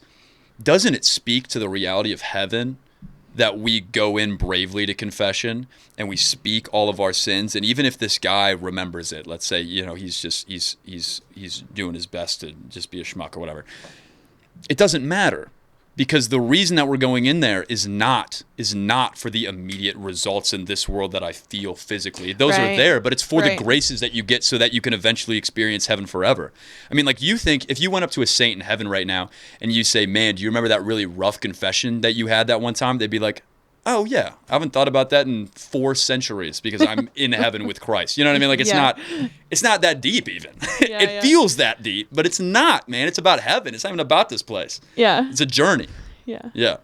It kind of makes me think of that thing. It's you're not that special. Right. I remember. Yeah, right. It's so sad. I remember in college, there's girls, we were all hanging out, and they're like, yeah, so-and-so's staring at us back there. And I'm like, I literally looked at them and I was like, honestly, guys, we're not that special. No one's paying attention to us and judging us. And if they are, so what? You are equal parts the most important person in the world to Jesus Christ. And at the same time, it ain't that deep, man. We're just at least with our sins, right? Yeah, exactly. Oh, yeah, exactly. You know what I mean? When you and you are the most important person to them, that we get you cleaned up. Yeah. You know what I mean? Exactly. That is top priority. Yeah, exactly. But it's not about the sins. It's about the slate that follows. Yeah. Exactly. Yeah. Okay, so tell me, let's talk about focus for a little bit. So you're working with all these students, right? Yeah. And they're all at different stages. And you said you're working with the fraternity guys. Yes. So what has been some of the transformative stuff that you've seen? Have you been working with these guys? Have you seen any type of change in their spirituality? Have you had people become open? Have their ears started to become open? What does this look like in your daily, or over the last year so far, I guess? So my last year in Denver, I didn't get to work with fraternity guys because it just wasn't at that campus. There was the Hispanic fraternity, but it wasn't real the Greek life that I had experienced. And my dream, the reason I joined Focus was to work with fraternity guys, because I just know that culture has the highest peaks as far as I'm concerned, but it also has the deepest lakes, and you just swim down sometimes and you just see the rot. And I had I hung out at the bottom of that lake for a long time, even after my reversion. Because it's the reality is sometimes you don't, Jesus is real, and then everything changes. The addictions are still there. It's you still, that continues on. You have to fight it, and that's the struggle. That's the white horse, right? But I wanted to work with these guys in this lake because I had been low enough that I could tell them to swim back up. And so coming to Boise State, I was so excited. And you could talk to my team director, my whole team. I would not shut up about working with these fraternity guys. I was so stoked. They hadn't really been there had been a Bible study in the past, but it hadn't been a guy's whole gig to work with these frat guys. And I just was so excited about that. And so coming in, I went to the different chapter meetings. Literally, I would text the presidents of the fraternity, and I'd stand in front of the chapter meetings and pitch a Bible study to them, which usually didn't go great because they'd never met me before, and they're up to no good anyway. It's I'm gonna go to a Bible study, but then you meet these guys later and they remember you, and some of them come show up. And so it's my favorite because when I led Bible studies in Denver, it was great. I love those guys. They're the best. But usually a Bible study would wrap up and it'd be something like, oh, I should pray more, which is good. Or like, wow, maybe I shouldn't be so hard on myself, which is good. Because of the mercy of God and all that. But working with these fraternity guys, it's like you went to Bible study and they're like, man, maybe I should stop sleeping with my girlfriend. Maybe I should cut that out, but I can't. Because if I stop sleeping with my girlfriend, she'll break up with me. And I can't do that. And then 3 other guys chirp up and they're all like, dude, I'm in the same boat. And it's like, these conversations are so powerful. Like this, there's so much like that pivot. If that pivot gets made, oh my goodness, lives are changed. You know what I mean? Yeah. And all of a sudden, like kids are affected because one day your kids are going to be taught differently because of the decision you made in college. So it's so exciting because the stakes are high. And I always say, working with frat guys to me, with Greek life, to me it's like easy mode and it's hard mode. It's easy mode because there are guys like me out there who just, if they accept that they are sons of God, and they accept that profoundly, not in the simple sense that we sing about in Sunday school, but in the profound sense, that's life-changing.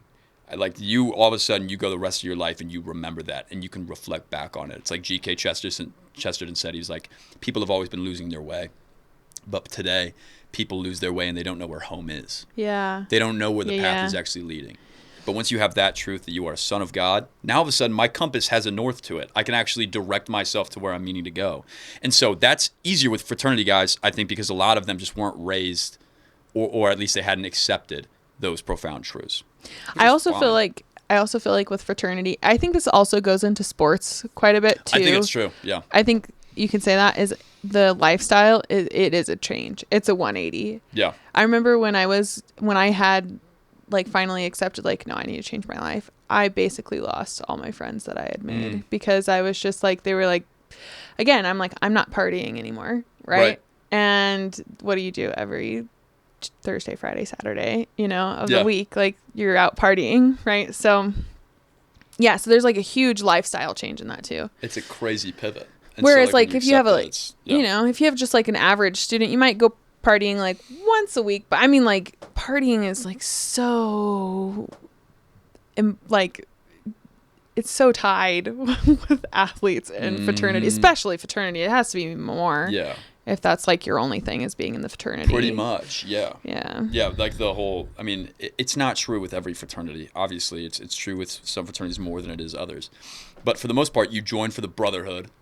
And it's like you kind of have a dam with water coming out of it. It's like you plug one hole and another one pops open, and it's like we're all going to be brothers. And then how are we going to do that? By partying. When you plug that hole because maybe we shouldn't party so much, and something else blows up, and now I'm addicted to something. You know what I mean? And it's like it's got the positive outlets because some of those things coming out as philanthropies, and we're raising money for things, and we're experiencing brotherhood in a profound way that we've never experienced before. But the party hole is definitely still there. You know what I mean? That's still an outlet for this intense fraternity. So I'm very curious. I don't know if you even know the results of those conversations, but they say like, okay, well I have to like either like if I stop, then I have to like she's gonna break up with me.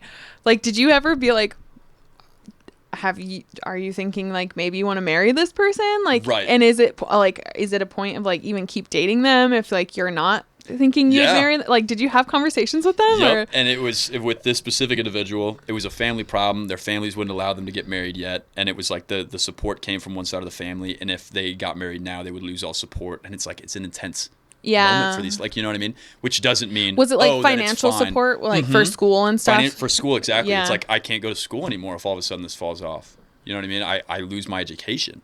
And it's crazy because it's like, oh, you stop having sex with your girlfriend and you no longer can be funded for your school. But at the same time, though, do you think, like, did you ever have conversations about, like, do you think that she would really stop dating you? Mm-hmm. Yeah, and I don't know this girl. And so all you can do is ask the question. And they're thoroughly convinced that, which then it begs the question, well, is that the kind of person that we want to be with when all this is going on? But the most important thing is it's not about the sleeping with conversation. You know what I mean? Like that's the whole thing. You got to zoom out. You got to zoom out to all of a sudden. I'm so sorry. I'm very interested. Like, no, it is. It is. Interested because like you could potentially like they could make the change of like, oh yeah, like I'm ready to like get married and like they could start, So I'm sorry, I was thinking of that kind of stuff. I wasn't necessarily like wanting to focus on it specifically. No. Right. And it's good to focus on because it's so important. But like how I ended up having the conversation with this individual, and he's a great dude. We've gone to sports events together and things. Like we're still working, he's still in college. But we zoom out and we go to this thing that Focus talks about also all the time, which is, let's picture a chair, right?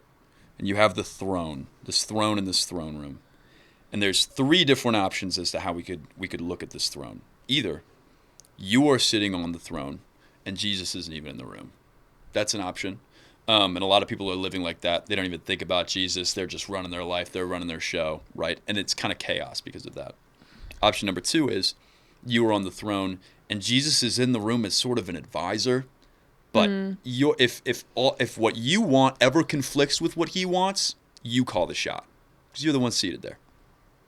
And then the third option is obviously Jesus is on the throne and he's really running the show. And that's what St. Paul talks about when he says it's no longer I who live, but Christ who lives in me. I'm not even running this. He is. And as a result, everything is more joyful. Everything comes together better. Prayer is more beautiful. I'm receiving all these graces, right? And what they said was, they were in bubble number 2, but I thought it was so funny. They said, but he's an advisor, but it's almost like he's like 9 advisors down. Like his ideas are there, but it's education and, it's education. Maybe it's like pornography. Maybe it's, lust. And there's like all these different advisors that are almost coming before Jesus. And eventually we get to him, but really it's more like he's in the building, but we don't really think about him. Yeah. And so, then that's the first discussion. Then the first discussion isn't about, we should really stop sleeping. You know what I mean? It's like, we need like, how do we get him up to the lineup? Let's get him to the throne. Because if he's on the throne, because the question is, do you believe this? Do you believe that Jesus is God and that he founded a church and it's the Catholic Church? Because if you say yes, it demands a choice. It demands a choice. And it's an emotional choice in a lot of ways that we need to build up to. We need to build up to getting this guy on the throne. You know what I mean? Like, it's not a switch flip. I knew that in college. Like, I still had problems. But we need to start inching that guy up. Yeah. We need to get him on the throne because otherwise your life is gonna be meaningless, and you're not going to have direction, and you're not going to know where home is, and as a result you just can't move forward. And they see that, but they're still in the predicament, and that is so hard. And so I fully resonate and understand their position. That is such a hard position, but the truth is still the truth. And so it's not a hard line. It's a hard line, but you have to present it softly, such that we can get to that point without, shooing like a pigeon and all of a sudden I'm never coming back to Bible study. You know what I mean? I think the other thing that I'd like to say on that is that often even say you're solidified in your faith and in your vocation, it doesn't mean that there isn't things that maybe you and Jesus switch chairs a couple of times, you know what I mean? Like you go in a circle, but at the same time, like that's actually a beautiful testament. Like if we're using that same imagery, right? If like Jesus gets off the throne, is like, why don't you take it? Mm-hmm. Like he still gives us our free will to choose. And it's like that dance that we play, because I don't want anyone to hear this and think, at least for me, that I have it all together, that I don't struggle with like my own sins and things. And so it's like, it really could be a dance, like just like running the circle around the throne. Right. You get up, I get up, you get up, I get up, I think it's, it's a good way to put it too. Yeah, I feel like if I was a teenager, or if I was going to college, I would want to know that it's like it's not just one choice, right? I think sometimes, and maybe this is a bad view, but sometimes I think that you might hear in non-Catholic circles that you just choose once and then whatever happens. Like, I think that's more of a Calvinist, like predestination idea, but I accept Jesus Christ as my Lord and Savior, and now I'm fine. Yeah. There's that. Yeah. And so I don't want someone to think like, oh, if I accept Jesus, then all my struggles are going to go away and everything. Like, that's not about being Catholic. Being Catholic is about seeing our struggles and finding the joy through that. Yeah. And sometimes that means like you're going to struggle with like letting him be Lord. Right. I think it's really well said. Yeah. The spiritual warfare continues. Yeah. That's what this life is. It's not going to go away. Right. Exactly. I mean, but it's leading to you have to have that. That's where I think the heaven forward mindset comes in, of living as if that's a reality. Because this is something I say to my guys often in Bible study, and often they have profound answers, but it's like, what if for an hour we lived like heaven was real? Like, we fully believed it with everything that we had. We absolutely believed Jesus' teaching, and we knew that if we rejected that, we might suffer eternal fire because we reject heaven directly. So what if we lived like it was real for an hour? And so many things about these guys' lives would change. So many things about my life would change. Like you said, it's still a struggle. I'm not perfect. I'm not a saint. But that's what life is getting to the point of being a saint. Because my favorite quote is Leon Bloy. He's this French novelist guy. And he said, the only tragedy in life is to not become a saint. Yeah. That's the only tragedy. Everything else could go wrong. Your family could die in front of you. You know, your girlfriend could break up with you because you're not sleeping with her. You know, like everything could happen. But if you make it to heaven, you don't even remember any of that. You don't remember any of that. And on the flip side, if you go south, everything that I did in my life, all these pleasures that I was able to take on, mean nothing. Yeah. They mean nothing. C.S. Lewis, if heaven and hell is real, it's all that matters. If heaven and hell are not real, nothing matters. Yeah. That's him. So, I mean, that's the mentality. You know, like, what if we lived with that? What if we did that? I need to think about that more, you know? Yeah. So right now, do you only work with fraternities then? I mean, pretty much that, or the guys who kind of jive well with that, you know what I mean? Like, I'll often bump into a guy and maybe they're not in a fraternity, but they sort of have that same mentality. Yeah, yeah. And I'll invite him to come to the fraternity Bible study, right? It's the Greek life Bible study. But yeah, the Bible study that I lead is a fraternity study, and the guys who I work with generally, some of them I inherited from the missionary who came before me, guys who I'm still working with, guys who he was working with, but certainly like the guys that I take on and stuff are the Greek guys, which fires me up. I love that. Yeah. Okay, so another thing we were going to talk about is you have an app coming out. Yes, it's out. It's out. It's out as of 5 days, 3, 4, 5 days ago. Yeah. And then this is only for iPhone? It's for iPhone right now. It's got a web app version that it works exactly the same as the app, but you would use it as a website. I'm working on the Android version. Google's a pain with the payments working. But Gotcha. Apple is out. The web is out, which will work on an Android phone. Android is coming. Okay, so tell us about your app. So it's called Creedo, like the Apostles' Creed, with an O at the end. And if you search it on the App Store, actually, it'll say, did you mean Credo, like the Latin word C-R-E-D-O? So you got to be careful. It's 2 E's, Credo. But essentially, I had this idea while I was listening to Johnny Ives, who, if you might not know, you know him, but you know who this guy is. He designed the iPhone. He designed Macintosh, right? He's all the most beautiful Apple products. He was the man behind the curtain. And I listened to this guy because I was a computer science major in college, and I was always obsessed with design and user interfaces and software and things like that. It's always been a passion of mine. So I listened to this guy, and he's talking about how we need to design products that make people love what they do. And make them take things that they want to do, but they just can't bring themselves to do it, and make them love it, which is not the same, notably, as making them addictive. That's completely different. Right. You know what I mean? Right. And so much software today is addictive. Yeah. You don't like it. You don't love it. You don't love scrolling TikTok. You hate that you do it, but you do it all the time. You know what I mean? Not you particularly, but I do sometimes, you know, in Instagram Reels, YouTube Shorts. Yeah. Oh my goodness, it's brutal. And they're brain dead, but it's like I can't stop, and I hate that I'm doing it, you know? And you delete it, and you download it. Yeah, exactly. Yeah. Hey, just really quick, this is not an affiliate. I'm not but I will say one of the best apps that I've ever downloaded. There's 2 of them. Yep. The first one is the Minimalist app. Ooh, okay. So it turns your phone into like a black and white screen. Yes, and my friend both have that. Yep. And it only has the text though. Yep. Yes, Minimalist app, and then the other one is App Block, and you have to pay for both of them. But App Block is really good.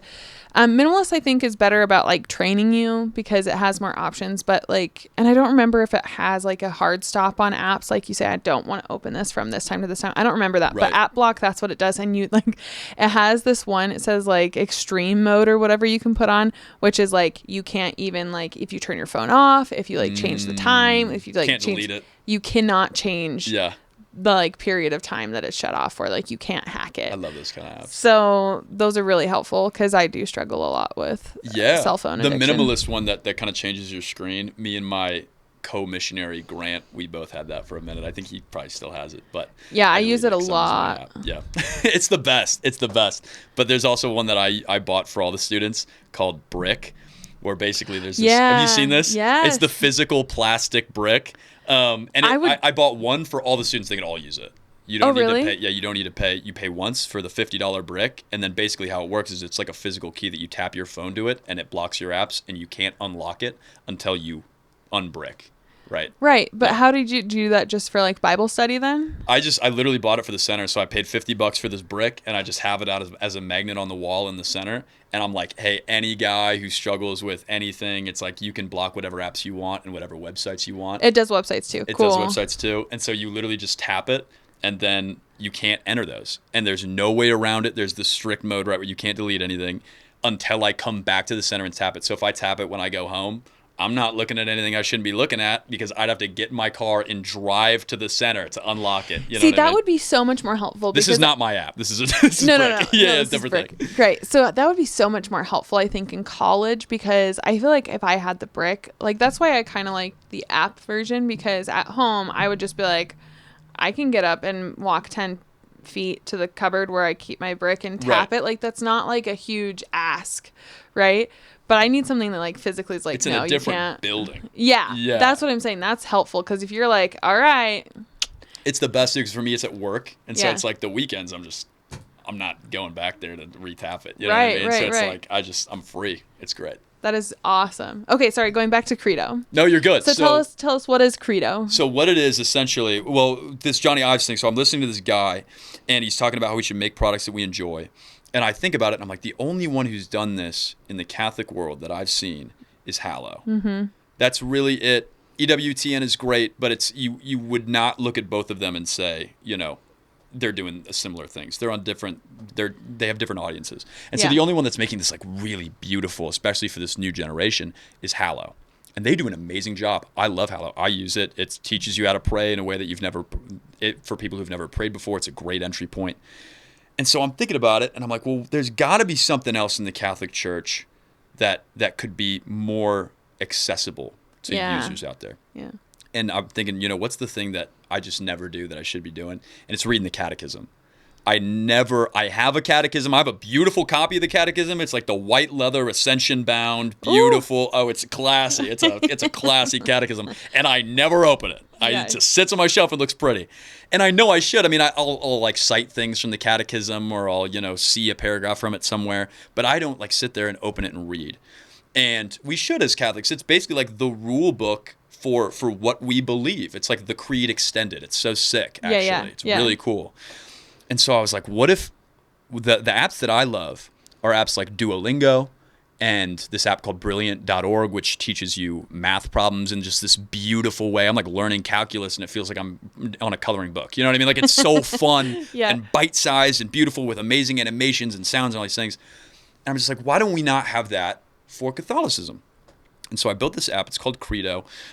Essentially, it's bite-sized lessons that walk you through the most beautiful text in the church. So right now, if you download it right now, you can read through the Catechism. It's got all these lessons on the Catechism. It's just a paragraph, another paragraph, and then you have a little mini quiz that kind of like, even if you get, the beautiful thing about this is, you read a few paragraphs of the Catechism, and then there's a little micro quiz.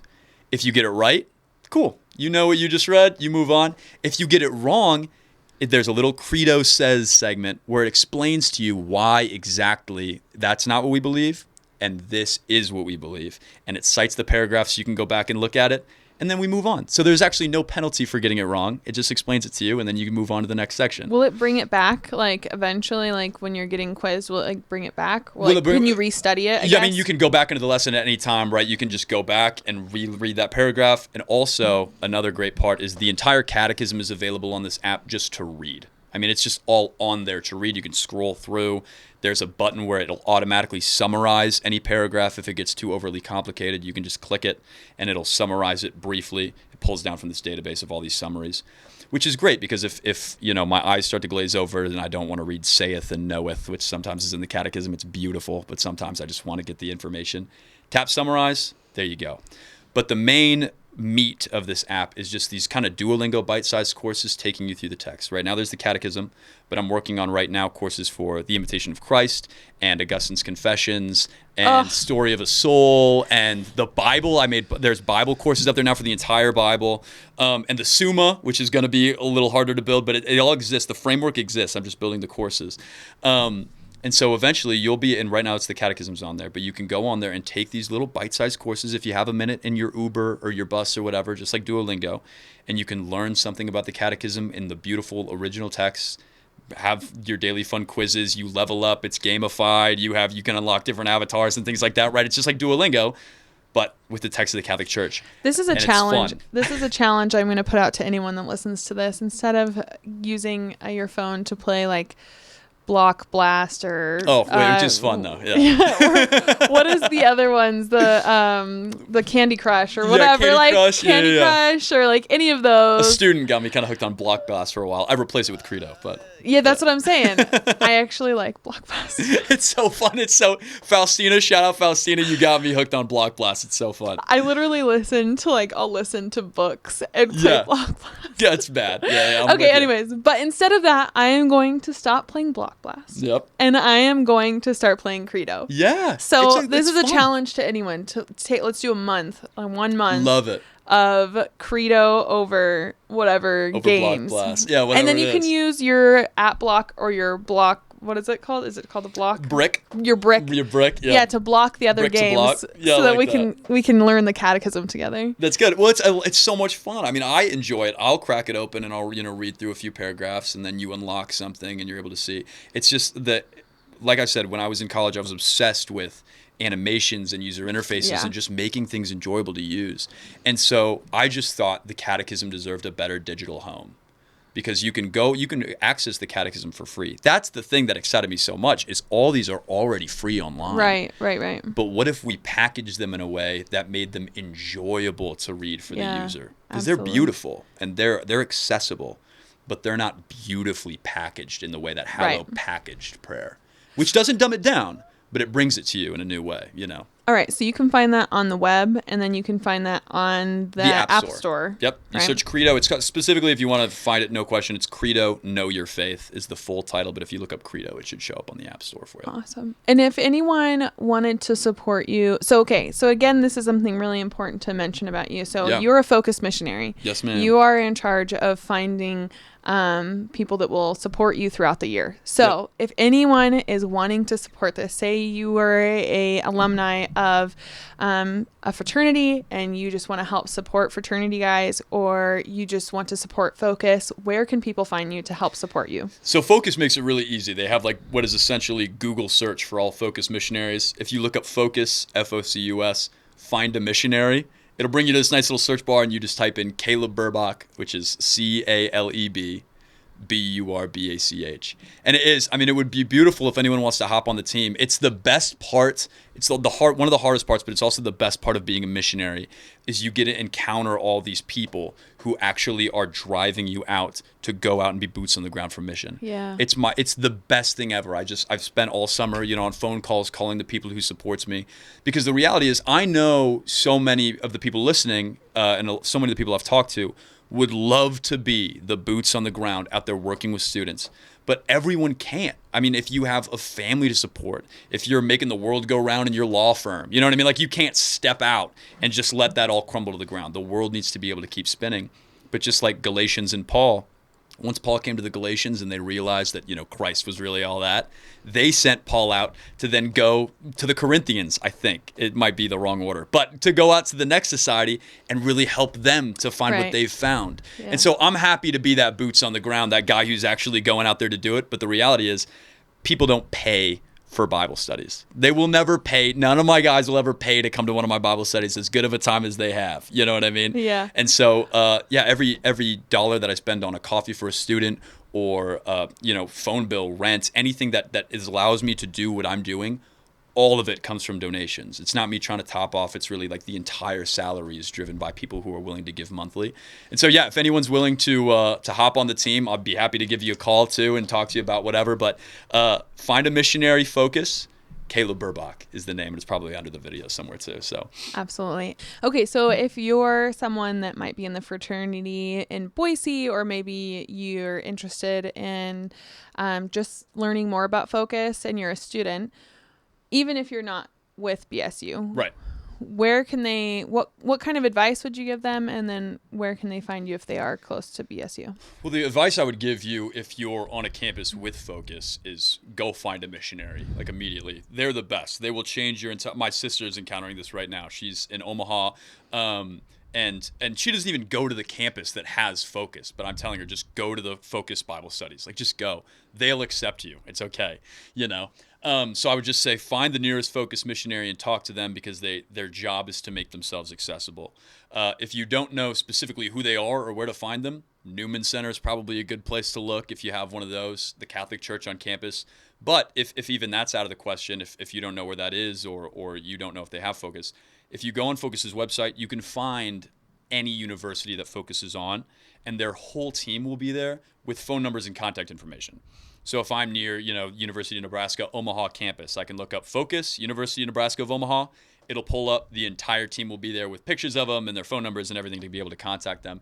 And so if you want to contact me, same way. I mean, you just give me a Google, Caleb Burbach, Focus Missionary. I'll pull up. All my information is there. I'm happy to have you in my Bible study if you're a fraternity guy. That's actually a really interesting point. So there's a couple of community colleges here in the Valley. Yeah. So if someone was going to a community college for the first 2 years before they transfer to go wherever, is like Focus, I guess, are you okay with them coming, or like how does that work with Focus? Like, are they open to coming, or? If they're a college student, yeah, for the most part, unless there was very specific circumstances, happy to accept them. You know, if you don't attend a college anywhere and you're doing a full-time job trying to start a family or something, Focus probably isn't the place for you in that moment. It's like, I would then go to a parish, right?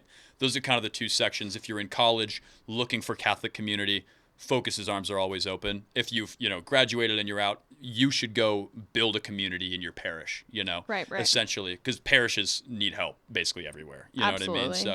So, but yeah, if you're in a community college nearby, again, that's the situation that my sister's in Omaha. And I said, just go to University of Nebraska of Omaha, go to their stuff. They will have you. So yeah, arms are always wide open. Focus is so brilliant because they just realize that the place to hit the culture, because we are supposed to be on offense. I mean, Jesus said, the gates of hell will not prevail against the church. That's not because the gate is attacking, right? That's because we're busting down the gates of hell. And so the place where we can be aggressive in the culture is on these college campuses, because it's like where all of humanity comes together for 4 years and makes all of the decisions that they're going to make for the rest of their life, right? So true. It's like the bottleneck of the world. And so if you can hit them, it's like it's a time bomb here, because we got 4 years to get them. You know what I mean? And it is, we do want them. You know what I mean? We want them to know the full truth and the reality. That's what we're called to. That's what Jesus said when he ascended into heaven. That's the Great Commission.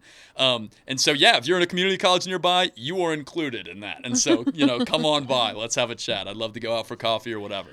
Awesome. And then if someone wants more information about your app, or they want to communicate with you that way, what's a good way to talk about that? Well, so if you ever want to send me feedback or anything, on the website is Creedo, Creedo.faith, which is kind of a fun domain. So it's Creedo.faith.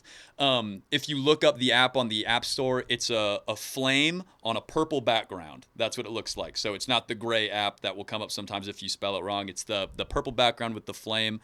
Creedo.faith. All the information is there. You want to give me feedback, ask me questions, anything like that, there's a form on the website. You can give me tips. It just launched, so it's very much in the give me all of the feedback right now. I mean, I don't have any pride about it. I want to make this thing perfect. If it's bad, if there's something I got to change, let me know. You know what I mean? Because I'm happy to make the changes. But yeah, it's all published out there right now. If you're an Android user, the website will work just fine. Hop on there, make an account, and start learning about the faith. So amazing. Well, thank you so much for your time, and thank you for all your work you're doing with the students around Boise, and thank you for taking the couple of years off in between graduating and maybe eventually joining the workforce or starting a family, to take this time to be on mission and to actually help further the faith. We Happy just to do really it. appreciate you. It's the best job ever. Thank you for having me on, Natalie. Absolutely.